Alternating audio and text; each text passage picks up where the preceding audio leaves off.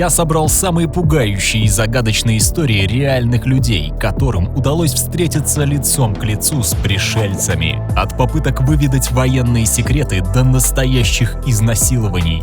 В конце я покажу художника, который 18 лет документировал свои встречи в виде картин с пикантным содержанием. И начну со случая, который даже запротоколирован в полицейских отчетах. В осенний вечер 1973 года на тихом берегу реки Паскагула в штате Миссисипи Чарли Хиксон и Кельвин Паркер, два обычных парня, стали контактерами с пришельцами. Они просто рыбачили, когда внезапно возник неопознанный летающий объект, загадочно парящий над водой. Этот объект, напоминавший футбольный мяч по форме, молчаливо подсветил ночь синими мерцаниями. Из таинственного летательного аппарата вышли существа, которые, казалось, не принадлежали к этому миру и начали приближаться к Чарли и Кевину. Необычные формы, похожие на непропорционально удлиненные человеческие фигуры, медленно двигались к ним. Головы без шеи, прямо вырастающие из плеч, и нечто вроде носа посередине. Под этим носом щель, похожая на рот, и длинные руки, заканчивающиеся рукавицами с прикрепленными к ним большими пальцами. Тела существ были морщинистыми, серого цвета, а ноги так тесно прижаты друг к другу, что напоминали столбы, заканчивающиеся слоновьими ступнями. Чарли почувствовал боль в руках, а затем паралич, который обездвижил его. Кельвин, по его словам, в этот момент потерял сознание. Существа унесли их к своему кораблю, и внутри Чарли ослепило яркое светило. Он чувствовал, что не может закрыть глаза, несмотря на болезненный свет. Внезапно перед ним появилось что-то вроде гигантского глаза, внимательно осматривающее его. Чарли был в панике, но не мог сделать ни малейшего движения. После того, как глазное яблоко отодвинулось, Чарли обнаружил себя на земле, сталкиваясь с напуганным до смерти Кельвином. Парни сразу ломанулись в полицию, где шериф серьезно воспринял их слова, ведь до этого к нему уже приходило несколько жителей, которые видели странные вспышки в небе. Жутко, конечно, но благо парни остались живы. И поверьте, это не самая пугающая история из тех, что я расскажу вам сегодня. Переместимся к событиям не столь далеким. В 2020 году житель Торонто Оуэн Росс, детский врач по профессии, стал героем необычайной истории. В один из весенних дней Оуэн внезапно исчез. Все близкие были в панике. Прошло более 3 суток, и ни родные, ни коллеги, ни друзья не могли понять, куда мог пропасть взрослый человек в самом расцвете сил, без каких-то отклонений. Но знаете, что вызвало еще больше вопросов? Оуэн находился в своем кабинете весь день и никуда не выходил. Когда врач вернулся, он рассказал историю, которая заставила многих задуматься о границах нашего понимания реальности. По его словам, его похитили неизвестные существа, которые могли быть как пришельцами, так и путешественниками во времени. Оуэн оказался в черном круглом помещении, где его встретили существа в костюмах, напоминающих скафандры. Особенно запомнился момент, когда в темноте загорелся свет, освещая сцену, на которой появилась карта Земли. Карта менялась, демонстрируя ужасающее будущее. Под водой оказалась большая часть суши. Оуэн увидел, как к 2046 году изменится наша планета. Значительная часть территорий погрузится под воду, и только небольшие участки Земли останутся на поверхности. Люди будут вынуждены жить на искусственных плавучих конструкциях, напоминающих строительные леса с городами на вершине. Эти видения о будущем Земли, где цивилизация оказалась на грани выживания среди бескрайних вод, заставили Оуэна вернуться и поделиться увиденным с другими. С тех пор он старается предупредить как можно больше людей о предстоящих катаклизмах, в то же время ища для себя и семьи безопасное место жительства. Климатологи подтверждают, что изменение климата и поднятие уровня Мирового океана являются реальными угрозами. Но я все же надеюсь, что прогнозы Оуэна не сбудутся. Кстати, а вы знали, что про похищение инопланетянами даже снимают фильмы на основе реальных событий?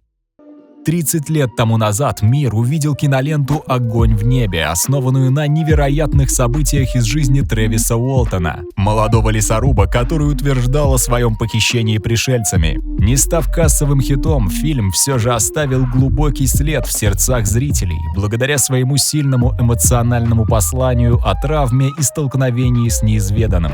Что там было? «Огонь в небе» отличается от других картин жанра не только визуальными эффектами, но и глубоко человеческим подходом к истории Уолтона. В 1975 году, когда Уолтон исчез на 5 дней, его друзья-лесорубы стали свидетелями странного инцидента. Они увидели, как Трэвис был захвачен световым лучом из странного небесного корабля. Возвращение Уолтона развеяло множество вопросов, но и породило новые. Парень фактически потерялся во времени. Воспоминания происходили флешбэками, которые он впоследствии старался передать сценаристам. Он даже написал несколько книг, пытаясь воссоздать события, которые ему удалось пережить. Особенно впечатляет сцена пробуждения Трэвиса на борту корабля, где он сталкивается с человеческими останками и неизвестными технологиями, заставляя зрителей содрогнуться и одновременно привлекая их к дальнейшему просмотру. Парень считал чудом, что ему в итоге удалось спастись и рассказать людям правду о том, что никто не застрахован от встречи с пришельцами. Кстати, фильм затрагивает и весьма важную тему, ведь многие реальные свидетели ужасающих событий молчат, просто боясь встретиться с непониманием своих же близких и осуждением в обществе. Ведь у нас как принято, если видел НЛО, значит сумасшедший. Хотя сейчас их существование признается даже американским правительством. И, кстати, о чиновниках. Вы знали, что даже президент был похищен инопланетянами? История Кирсана Илюмжинова о встрече с инопланетянами по-настоящему потрясла общественность. Государственный деятель, известный своей работой на посту президента Калмыкии и ведущий мировой шахматной организации, вдруг делится рассказом, который больше похож на главу из научно-фантастической книги. Представьте картину. Москва. Ночь. И вдруг из ниоткуда в квартиру через окно врываются пришельцы в желтых скафандрах. Скептицизм и удивление – первые реакции, которые приходят в голову. А как еще реагировать, когда слышишь, что человек уверяет, будто его приветливо за руку проводили на борт инопланетного корабля? И не просто так, а для экскурсии по галактическим просторам, показывая чужие планеты и обмениваясь мыслями без слов.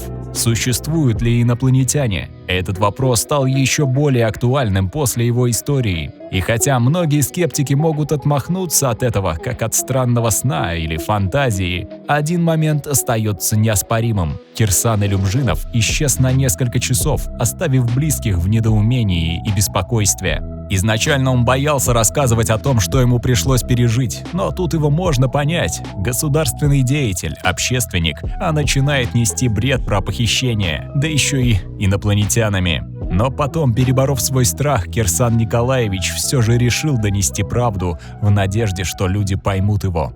Верить или нет – дело каждого. Я лично уверен, что в этом мире много того, на что мы попросту закрываем глаза. В конечном итоге рассказ Илюмжинова остается одним из самых загадочных и обсуждаемых событий современности.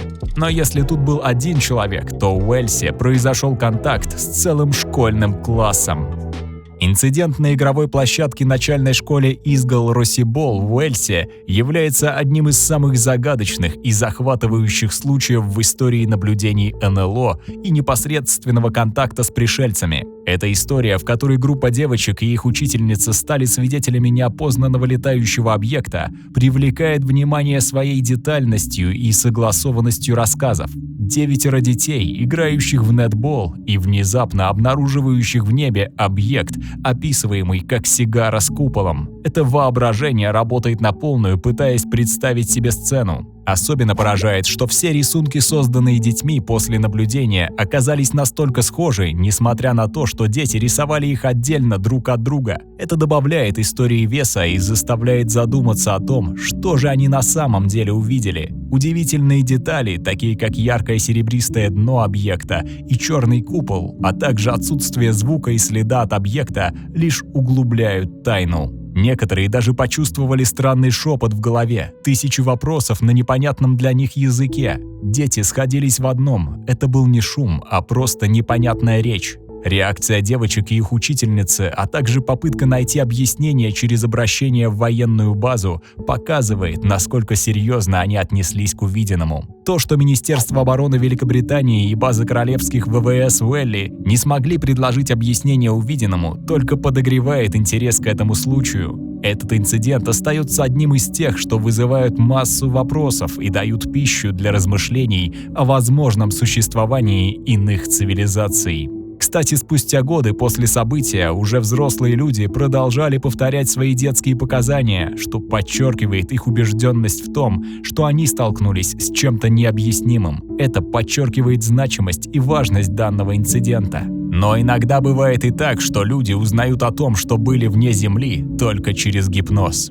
История Бетти Андерсон Лука занимает особое место среди рассказов о встречах с неопознанными явлениями. Ее опыт, восстановленный через регрессивный гипноз после десятилетий подавленных воспоминаний, рисует картину, в которой научная фантастика и древние мифы переплетаются с глубокими личными переживаниями.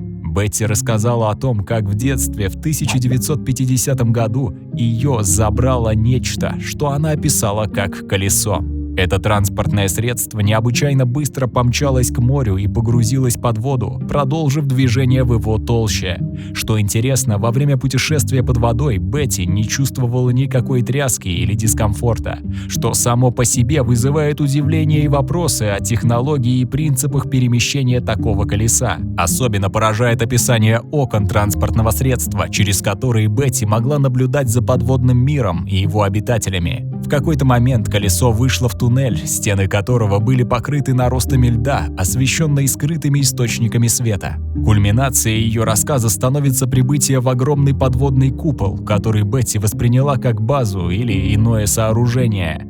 Здесь она столкнулась со зрелищем, заставляющим мороз пробежать по коже. Контейнеры, в которых находились в состоянии сна или заморозки, тела людей и животных из разных эпох.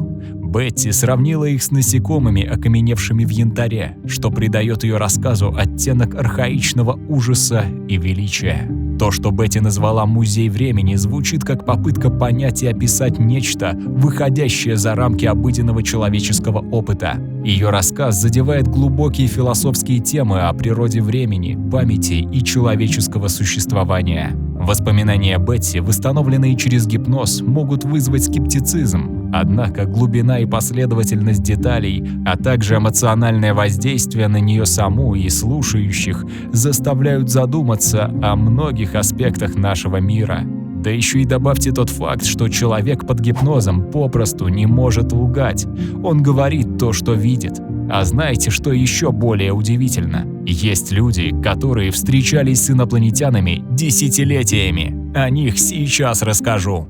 Хиллари Портер, в отличие от многих, кто пережил подобный опыт как травматическое событие, наполненное страхом и неопределенностью, описывает свои встречи с пришельцами как часть повседневной жизни, хотя и не лишенную определенного недовольства. Почему так? Девушка встречается с инопланетянами постоянно. С первого инцидента в 1974 году, когда она работала в Министерстве обороны и была похищена прямо с заднего двора своего дома, Хиллари столкнулась с нескончаемым потоком визитов от инопланетян. Описываемые ею рептилоиды, возвращающиеся за анализами снова и снова, превратились из потенциально угрожающих злоумышленников в рутинных, если не сказать надоедливых посетителей. Детали ее рассказов о светящихся шарах, летающих в квартире, иноземных инопланетянах в ее теле и даже дронах, парящих над домом, воспринимаются с некоторым удивлением. Эти элементы, которые могли бы стать материалом для научно-фантастического романа, для Хиллари стали частью обыденной жизни. Ее вызов пришельцам «придумайте что-нибудь поинтереснее» свидетельствует о том, как привычка может притупить восприятие даже самых необычных событий. Девушка даже утверждает, что несколько раз была беременна после подобных похищений, но после нескольких месяцев к ней опять наведывались гости, и ребенок бесследно исчезал. правда звучит ужасно. Еще больше пугает тот факт, что она проходила полиграф, который полностью подтверждает достоверность ее слов. Да и с точки зрения психических расстройств у нее нет проблем. Так что я честно надеюсь, что Хиллари когда-то оставят в покое. А помните, я обещал вообще дикий случай. Дэвид Хаггинс – человек, чья история заставит вас пересмотреть границы возможного и невозможного. Он не просто рассказывает о своих необычных встречах с инопланетянкой по имени Полумесяц. Его уникальность заключается в том, что он превращает свои воспоминания в искусство, создавая детальные картины своих встреч. Правда, большинство из них изображают оргии и различные позы, которые придумывает сама инопланетянка. Вот уж поворот. С самого начала его истории поражают. Видение странных существ с раннего детства, неожиданная встреча в лесу, которая переросла в регулярно интимные встречи с существом из другого мира. Это не просто история о контакте с неизведанным, но и рассказ о глубоком эмоциональном и даже романтическом соединении с существом, настолько отличным от всего человеческого.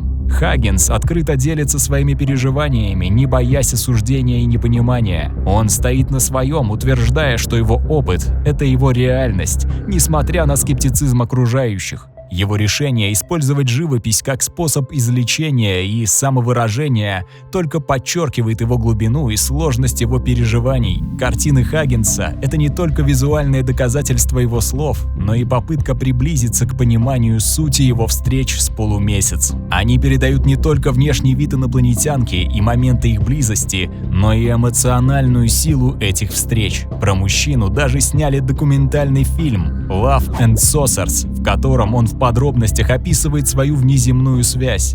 Фильм приближает зрителей к миру Хаггинса, позволяя глубже понять и оценить его опыт. Верить или нет, что внеземные цивилизации похищают кого-то с нашей планеты или вступают с ними в связь – это дело каждого.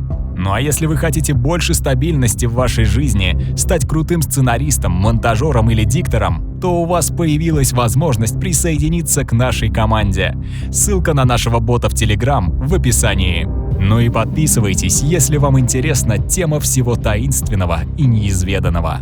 И спасибо за просмотр.